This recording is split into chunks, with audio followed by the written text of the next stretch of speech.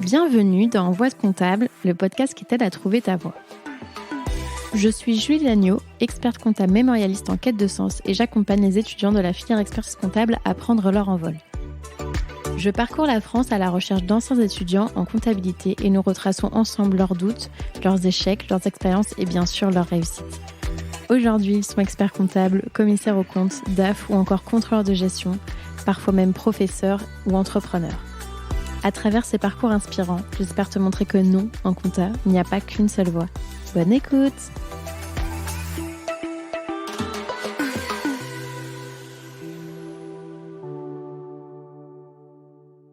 Et oui, c'est encore moi. Juste un petit mot pour t'annoncer la grande nouvelle. J'ai écrit un livre aux éditions Vuibert qui s'appelle Réussir l'expertise comptable et qui condense mes 6 années d'expérience en tant qu'étudiante et jeune professionnelle du chiffre.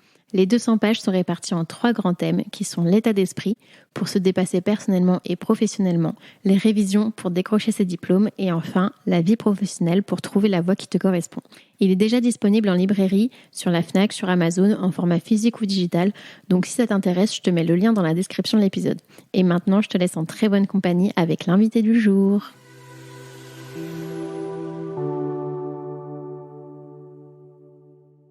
Bonjour Coralie. Bonjour Julie. Je suis super contente d'être avec toi aujourd'hui. On est à Granville. Alors est-ce que tu peux commencer par te présenter, nous dire qui tu es, ce que tu fais? Ouais, donc je suis Coralie, je suis en charge de la communication du label Copilote, communication interne et puis aussi on s'occupe de la communication de certains cabinets indépendants membres du label Copilote. Et c'est quoi le label Copilote, si tu peux un peu réexpliquer? Alors peut-être pour ceux qui me suivent, vous avez déjà un peu une idée de ce que c'est puisque ça fait partie de mes sponsors sur le podcast, mais est-ce que tu peux nous en dire un peu plus? Ouais, donc le label, c'est une alliance finalement de cabinets d'expertise comptable indépendants, de 20 à 100 collaborateurs en gros dans les cabinets.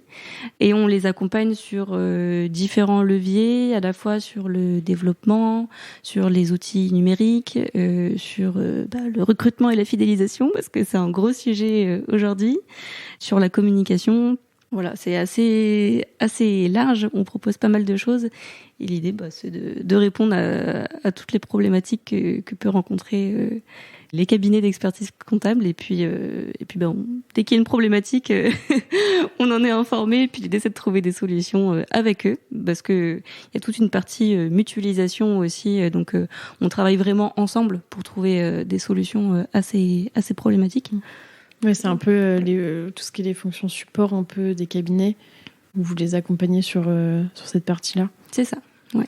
Et aujourd'hui, tu vas nous parler de développement professionnel. Est-ce que tu peux commencer par nous expliquer un peu ce que c'est Ouais, alors je vais vous parler de développement professionnel parce que donc on est parti du constat aussi que le recrutement et la fidélisation dans les cabinets d'expertise comptable, c'était un sacré sujet, qu'il y avait des problématiques au niveau du recrutement. Donc, on a voulu s'intéresser aux problèmes à la source. En fait, on a voulu comprendre ce que recherchaient les collaborateurs, les candidats.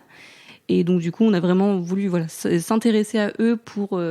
l'idée, c'est que tout le monde s'épanouisse, c'est que ils y trouvent leur compte en intégrant un cabinet. Donc pour nous, le développement professionnel est hyper important et qui regroupe plusieurs points dont on va discuter aujourd'hui. Mais justement, est-ce que tu peux peut-être nous parler par rapport au développement personnel un peu, c'est quoi le... Ouais. Alors, ouais, effectivement. Donc, c'est quoi la différence? Parce que c'est vrai qu'on entend beaucoup parler du développement personnel, mais peu du développement professionnel. En tout cas, moi, je l'avais jamais entendu en tant que tel. Donc, peut-être expliquer un peu quel est le lien entre les deux. Ouais. Alors, pour moi, en fait, dans le développement professionnel, effectivement, le point hyper important, finalement, c'est le développement personnel. Pour moi, on peut pas dissocier les deux parce que c'est tes goûts, c'est tes valeurs, c'est ta vision qui vont déterminer finalement ce que tu vas pouvoir apprécier dans ton boulot, dans ton job. Donc, et ce qui vont déterminer ce que tu vas rechercher, avec quel collègue tu souhaites travailler, quelle ambiance de travail tu souhaites avoir. Pour moi, il y a vraiment un lien finalement entre les deux. Et dans le développement professionnel, on peut pas oublier le développement perso. Pour moi, se connaître, c'est vraiment la base finalement du développement pro. D'ailleurs, au label, on travaille pas mal avec les questionnaires Assess First. Donc, on fait passer des questionnaires Assess First aux collaborateurs ou aux candidats. Et l'idée, c'est vraiment que le candidat apprenne à se connaître, parce que parfois, on a du mal à comprendre certains points de notre personnalité et de savoir on se voit la face. C'est ça. On sait pas finalement comment est-ce qu'on aime travailler. Enfin, c'est pas écrit noir sur blanc, et c'est vrai que de répondre à ce questionnaire et pouvoir un peu jauger notre personnalité en fonction de différents critères, c'est vrai que c'est sympa, et puis ça nous permet de comprendre dans quel cabinet est-ce qu'on souhaite aller. Faut le dire, maintenant les collaborateurs ont un peu le choix. Le recrutement est un peu inversé et ils ont le choix de savoir dans quel cabinet est-ce qu'ils souhaitent travailler. Et du coup, c'est important de bien choisir. Tu disais qu'il fallait bien se connaître pour choisir son cabinet, parce que du coup, vu qu'on a le choix, c'est peut-être nous le point de départ plutôt que l'entreprise. Ouais, c'est ça. C'est ça. En fait, c'est les collaborateurs vraiment qui, le point de départ, et finalement, les entreprises doivent s'adapter à ce que souhaitent les collaborateurs. Et je trouve que finalement, c'est très bien. Nous, on a des cabinets où il y a des candidats qui ont postulé pour certains postes, et en faisant les questionnaires Assess First, ils se sont rendus compte que ils n'étaient pas faits pour ce poste-là, quoi. Et c'est pas négatif, parce que la personne, elle a quand même été recrutée.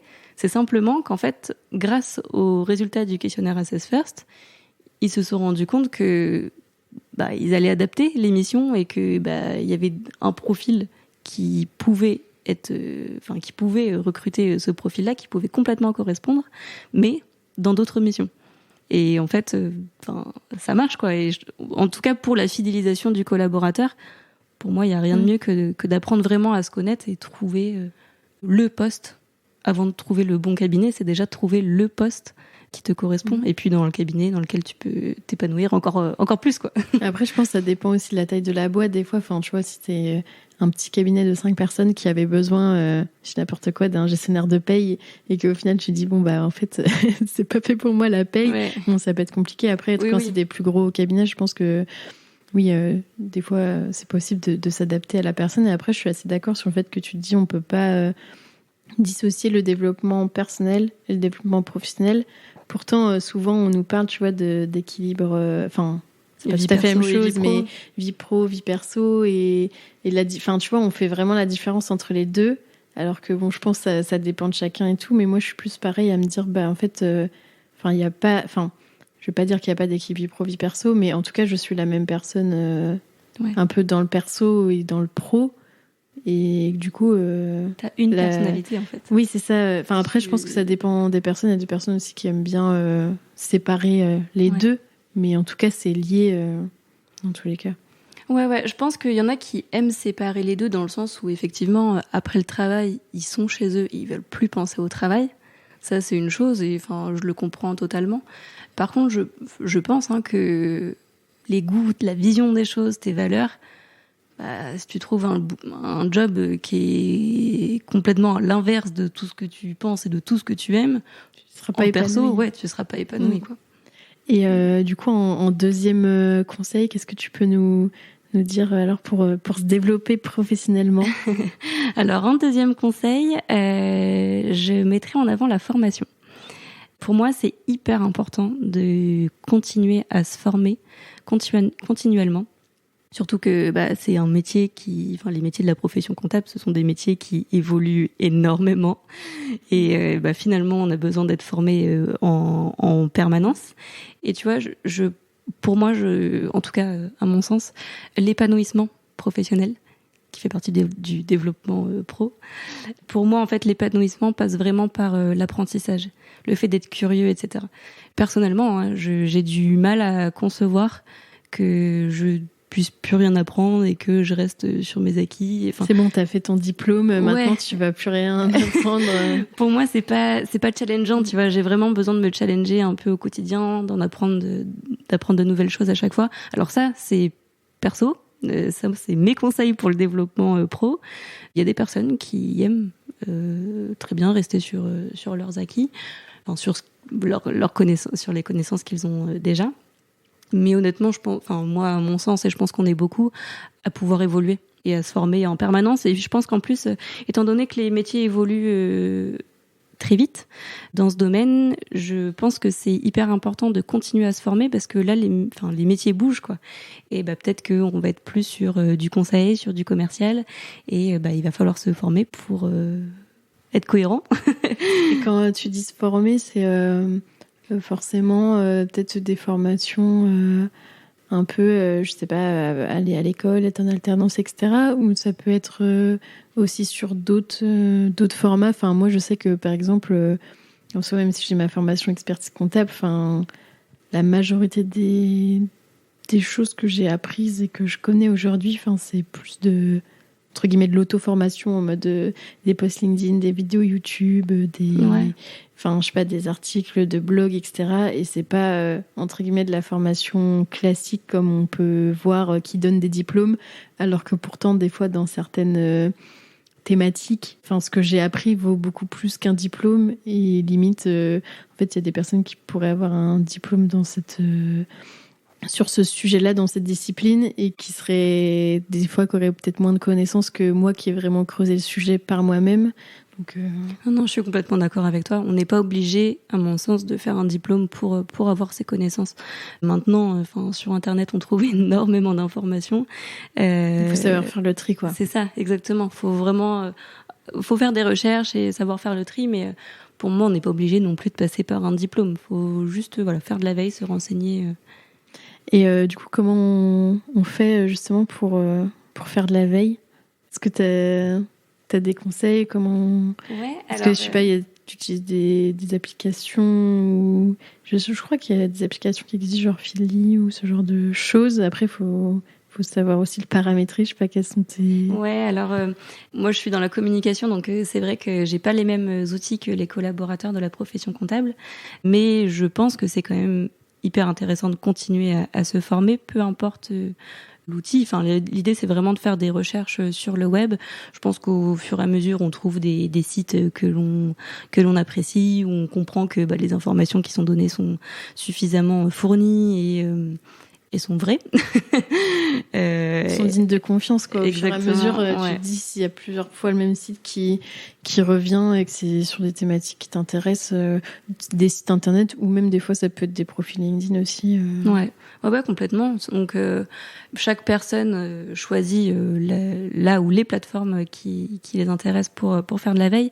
Mais par contre, je pense que de faire la veille, c'est hyper important, même si effectivement c'est des métiers où ils peuvent vite être sous l'eau, et donc du coup ils disent mais il y a trop d'informations, il y a un gros tri à faire, et finalement est-ce que j'ai le temps de m'occuper de ça? Je pense que c'est des métiers dans lesquels le temps est précieux, mais faire de la veille, pour moi c'est hyper important, et c'est fait partie vraiment des priorités, et ça fait aussi évoluer. Ça donne plein d'idées, et ça nous permet souvent de nous différencier, d'évoluer en interne aussi, si on souhaite négocier des choses auprès de ses managers. Pour moi, faire de la veille, c'est un point hyper important. Donc le point numéro 3. Et même, je pense que si y a des personnes qui sont très curieuses, qui nous écoutent, ça peut même être aussi des fois proposer au cabinet justement de créer un peu peut-être une mini-cellule veille, ou un truc de dire ok, je vais faire de la veille.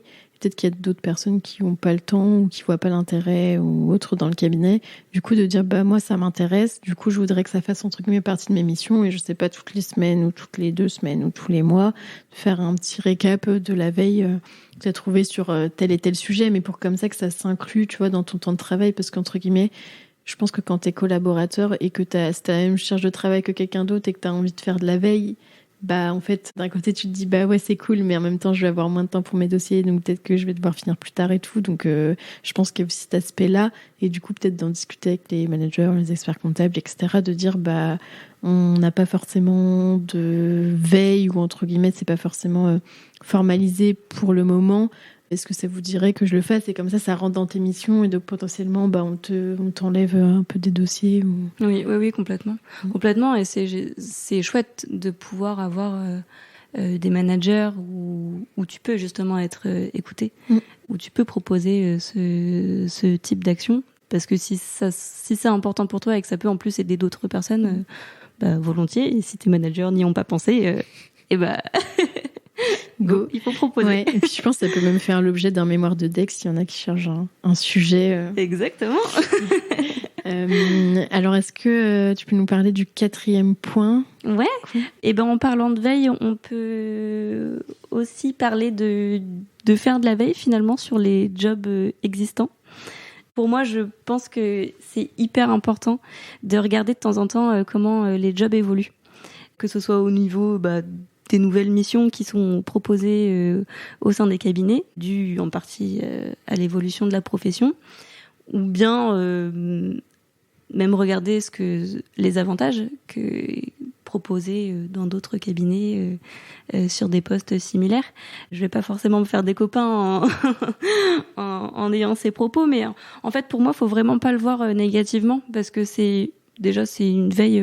J'estime que c'est une veille finalement comme une autre. Et puis dans tous les cas, même si c'est parfois vu d'un mauvais œil par les managers, que ton collaborateur aille regarder un petit peu ce que proposent d'autres cabinets. Dans tous les cas, je pense qu'ils le font. Et qu'honnêtement, à leur place, on le ferait tous. Et ça permet de proposer des choses à son manager aussi. L'idée, c'est de pas dire j'ai vu ce poste-là ailleurs, je vais partir. Non, c'est pas ça. C'est de dire voilà, il y a ça qui est proposé ailleurs. Ils font telle mission, ils évoluent sur telle mission. Donc c'est vrai qu'on pourrait peut-être le faire aussi. Et c'est de proposer des choses à ton manager parce que c'est vrai que ton manager, il peut très bien avoir la tête sous l'eau et la tête dans le guidon et donc ne pas penser à certaines choses. Donc pouvoir proposer des choses à ton manager, je pense que c'est chouette et de se renseigner du coup sur les jobs existants. Et ça permet aussi de se poser la question de est-ce que je suis bien là où je suis ou pas. En fait, c'est pas parce que tu regardes d'autres offres ou pour voir que ce soit en termes de salaire, de conditions de travail, de mission, etc., que tu vas forcément partir.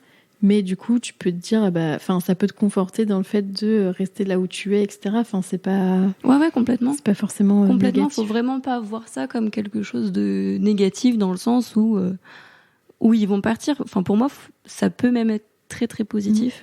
Et des fois, on compare et ça peut être moins bien ailleurs aussi. Tu te dis, heureusement que je suis pas là-bas. Parce que... Exactement. Super. Est-ce que tu avais un 5e point ? Ouais, alors un 5e point, finalement, c'est un peu lié à tout ce qu'on dit depuis tout à l'heure, mais le fait de pouvoir être écouté, pour moi, c'est hyper important. Pouvoir s'exprimer librement et être dans une relation gagnant-gagnant, en fait. Pour moi, c'est hyper important. Tu vois, quand j'ai fait mon entretien pour le label Copilote, ça a vraiment fait partie pour moi des sujets importants. Je leur ai dit, je veux pas avoir peur de mon patron, quoi. C'est hors de question. Je veux qu'on puisse parler de tout, que ce soit fluide entre nous. Et c'est pas l'un contre l'autre, c'est ensemble. On travaille ensemble, en fait, donc et on va passer une grosse partie de notre temps ensemble. Donc pour moi, c'est hyper important. C'est vrai que je me faisais la réflexion justement que forcément, on fait cette distinction entre pro, perso, etc.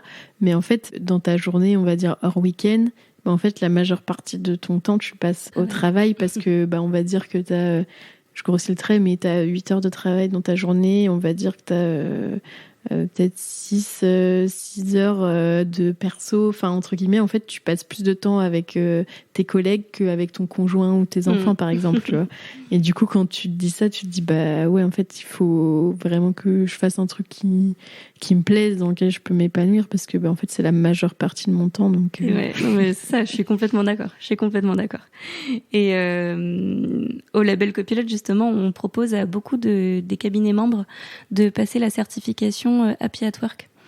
Et cette certification, elle permet en fait de mesurer la satisfaction des collaborateurs grâce à des enquêtes qui sont totalement anonymes et ils peuvent donner leur avis sur différents points, sur la charge de travail, sur l'organisation, sur l'entente avec les collègues, leurs managers. Donc en mettant des commentaires. Donc l'idée c'est qu'ensuite les managers lisent ce qui a pu être les réponses des collaborateurs et que ce soit positif ou négatif. mais pouvoir être dans un cabinet qui t'écoute et qui met des choses en place, parce que si c'est négatif, l'idée c'est de pouvoir dire ok, il y a cette information là qui ressort souvent, c'est un point négatif chez nous, qu'est-ce que on peut faire pour vous aider et pour que vous soyez plus heureux au travail. Et honnêtement, cette enquête et cette certification Happy at Work, pour moi, elle est top. Et parfois, ça peut faire mal à certains managers, mais au contraire, je trouve que c'est hyper important d'avoir un cabinet qui est à l'écoute et qui évolue, et peu importe que ce soit positif ou négatif, qui accepte qu'on lui dise les choses. Et moi, honnêtement, j'incite vraiment les collaborateurs à inciter leur cabinet à passer la certification. S'ils voient qu'il y a des choses qui ne vont pas, ça peut être des choses qui vont pouvoir remonter de façon totalement anonyme. Et donc, c'est comme ça que ça va pouvoir évoluer.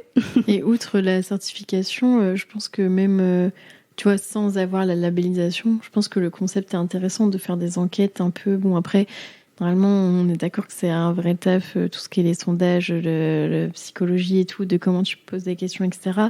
Mais pour les cabinets qui vont pas forcément vouloir s'orienter là-dessus, peut-être proposer de faire des questionnaires anonymes un peu du même genre, tu vois. Je pense qu'on peut trouver un peu sur Internet quels sont les types de questions qui sont posées.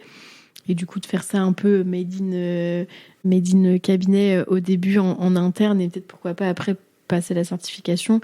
Mais je veux dire, si c'est dans une optique de s'améliorer, d'avoir des retours, c'est quelque chose qui peut être fait même en dehors de la labellisation. Complètement. Moi, je parle d'Happy at Work, mais c'est vrai qu'il y a d'autres certifications. On travaille beaucoup avec Happy at Work, mais c'est pas la seule. Il y en a d'autres qui existent sur le marché. Et puis oui, s'ils souhaitent faire leur propre questionnaire, l'idée c'est vraiment d'inciter à ce que il y ait une communication qui puisse se faire et que ce soit fluide et que tout le monde y trouve sa place. Voilà. Du coup, est-ce qu'il te restait des points à évoquer ? Ouais, il nous en restait 2. Ça fait beaucoup là, vous allez bien vous développer. Alors, le 6e point, qui est hyper important pour moi, et d'ailleurs... Ils sont tous hyper importants. Ouais, mais celui-là, je me demande pourquoi je l'ai pas mis en premier, tu vois. Parce que le 6e point, pour moi, c'est le fait de rire et de pouvoir s'amuser au travail. C'est évident pour moi. J'ai besoin, moi, d'être dans... Et je suis pas la seule, hein. C'est hyper important d'être dans un cabinet dans lequel on se sent bien, dans lequel on peut être pleinement nous, et de pouvoir... si on a envie de faire des pauses, parce que c'est vrai que on peut avoir une grosse charge de travail, mais de pouvoir s'octroyer des pauses et de pouvoir avoir des moments de rigolade, faire parfois des after work, je pense que c'est hyper important comme dirait Émilie Moulin, notre consultante RH, sérieux sans se prendre au sérieux. Et cette phrase, pour moi, elle est très très vraie. Et tu vois, il y a encore beaucoup de cabinets qui contribuent à cette image à l'ancienne.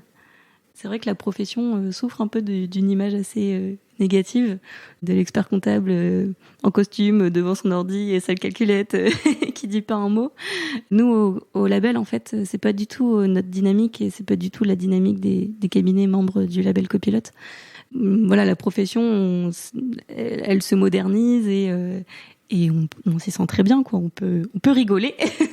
Oui, après, sans faire l'avocat du diable, je pense que ça dépend aussi des entreprises. Enfin, je sais pas si on peut pointer un secteur du doigt. En fait, je pense que ça dépend des entreprises, des dirigeants et tout. Ouais, carrément. En fait, des fois, dans certaines boîtes, quand t'as des gens qui rigolent ou quoi, on leur dit arrêtez de rigoler. Enfin, parce que entre guillemets, c'est pas du temps productif, etc. Sauf qu'au final, ça contribue au fait que tu sois fidélisé, que tu restes dans la boîte, et peut-être que si tu rigoles ou tu discutes pendant un quart d'heure, peut-être qu'après tu vas être 2 fois plus productif dans les heures qui suivent.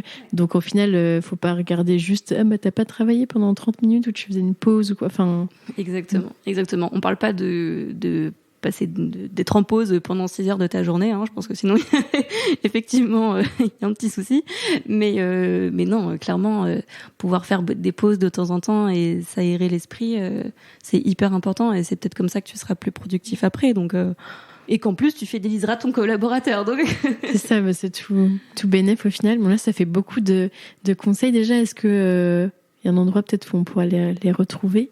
Ouais.